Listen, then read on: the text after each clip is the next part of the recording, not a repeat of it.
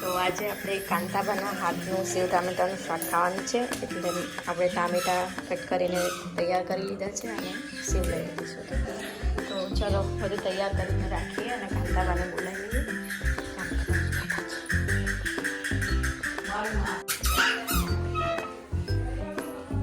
એ હા ચલો. હા રહી રહી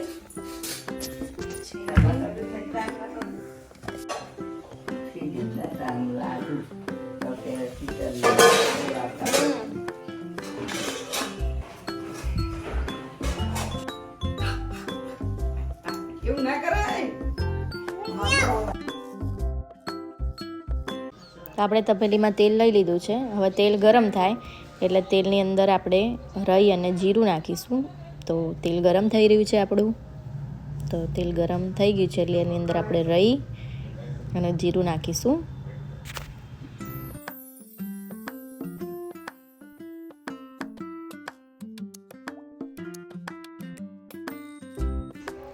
રાઈ અને જીરું થઈ જાય એટલે એની અંદર આપણે હિંગ અને આચાર મસાલો નાખીશું અને પછી આપણે ટામેટા એડ કરી દઈશું.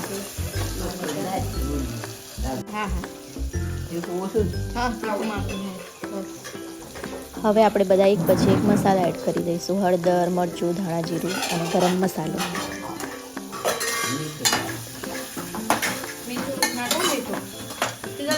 અને મીઠું નાખી દઈશું સ્વાદ પ્રમાણે.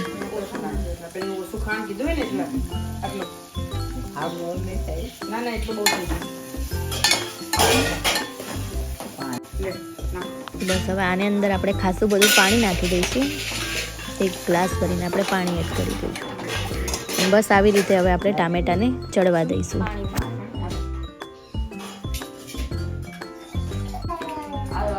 કસુના ફેવરેટ બાળા છે એટલે કસુ ખુશ ખુશ છે અહીંયા રસોડામાં.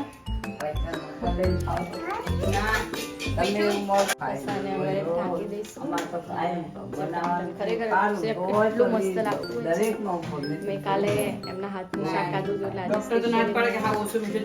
બનાવડાવ્યું છે. શું કરે કશું તું?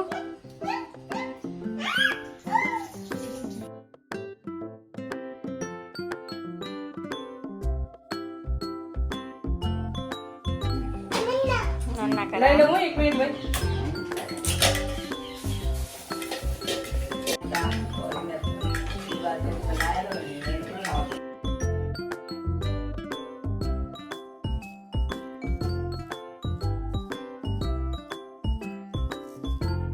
થોડી વાર રહીને આપણે ટામેટાને ચેક કરીશું. ટામેટા થોડા ચડી જાય એટલે એની અંદર આપણે લીંબુનો રસ એડ કરીશું.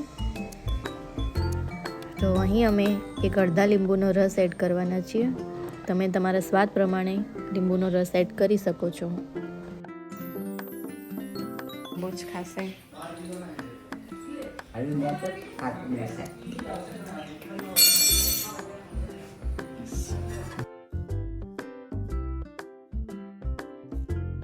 તો હજુ આપણે થોડી વાર ચડવા દઈશું અને જોઈ શકો છો સરસ મજાનું આપણું ટામેટાનું શાક બની રહ્યું છે.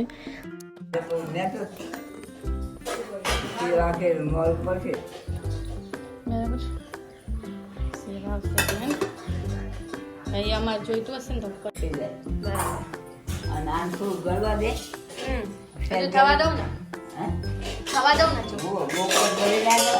આવી રીતે હવે આ ટામેટા આપણે ચડવા દેવાના છે. રસો રાખીશું આ રીતનું કરતા. તો બસ આપણું ટામેટાનું રસાવાળું શાક રેડી થઈ ગયું છે. હવે ખાતી વખતે આપણે ઉપર સેવ નાખીશું. તો સેવ ટામેટાનું શાક બની રહ્યું છે. આપણે જોડે દાળ ભાત બનાવવાના છે. અને ખરેખર આ સેવ ટામેટાનું શાક અને ભાત ખાઈએ તો પણ બહુ જ મસ્ત લાગે છે. સ્પેશિયલી મેં યશ માટે શીખ્યું છે, કારણ કે મને વિશ્વાસ છે કે યશને આ શાક બહુ જ એટલે બહુ જ ગમશે. આથી પહેલાં આપણે થોડું સેજ ગરમ કરીને હવે આપણે અંદર સેવ એડ કરીશું. સેવ નાખી દીધી છે આમાં. હવે આપણે કોથમીર નાખીને પછી સર્વ કરીશું.